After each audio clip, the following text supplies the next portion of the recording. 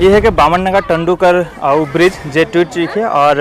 एक साइड से सामान लेके आवत है तो दूसरा जगह से यहाँ सामान के बोझ के लेके जाए पड़त है। और यहाँ विशेष एगो चीज़ देखे के लिए मिलेला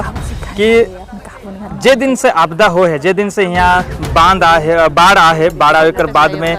लगातार यहाँ कर युवा मने जिस प्रकार से सहायता करत है, मदद करत है, लगातार दिन न रात लागल है, सुबह से लेके शाम तक रात तक भी यहाँ से सामान बोझ के लेके कोई जे मने हेल्प करता है उमन के सामान के बोझ के लेके उमन के मदद करे लगातार रूप से होते यहाँ हमरे के देख ले मिलेला। जे कुछ महिला मना है, कुछ दीदी मना है, जे मन भी जे मने उसी दिन से जिस दिन से यहाँ जे आपदा अलग हुए दिन से दिन ना रात लगातार रूप से मन भी खटते हैं, रात और दिन एक कर दे हैं और जितना सामान लेके आवे ना जितना कोई भी लेके आए उमन के यहाँ से लेके जाए के लेकिन भी मन मदद करत हैं। तो हम के बीच में जो दीदी मना है, दीदी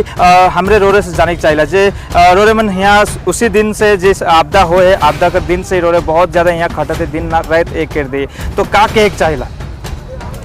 जोहर सब कोई के जे हमार गाँव में आज घटना घटलक, महामारी होलक, जब 5 मिनट में सब कुछ खत्म हो गलक। अब जिस तरह से होलक हम इनके कुछ पता नहीं रहे। एखन ऐसे अवस्था में हम इनके बहुत सारा आदमी मान सामाजिक सोशल मतलब जान पहचान कुछ भी रिश्ता नाता ना के सेमन भी आए के हम इनके मदद करत है। एखन हम इनके 2 रुपया मदद भी हम इनके बहुत बड़का उपकार है के से करले में सबके कोटि कोटि धन्यवाद जनात हो। और हमार रही बात हमार गांव कर आदमी मन भी बिहार हमिन खाली करो से कर बात ना के हर कोई बूढ़ा 40-60 वर्ष कर जानी मारा छवा पुता हर कोई खाटो था,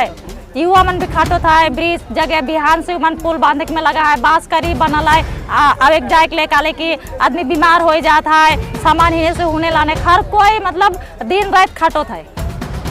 तो ये बहुत बड़का बात है कि जो युवा मने इस आपदा के समय में जो सामने उठ के आवत हैं और विशेष करके महिला मने भी महिला हकी के घर में बैठल ना खाएं, ये मने एगो युवा हकाएं, महिला युवा हकाएं क्योंकि मने इस चीज़ के जानते हुए भी खड़ा है। और बहुत ही बड़का बात है कि जो यहाँ कर सामान मने आवेला ये सामान मन के ले के जाए कर लेकिन इमन का बहुत बड़का हाथ है, योगदान है और इस योगदान के मने बखूबी निभात है और मदद लेकिन आगे हले आए।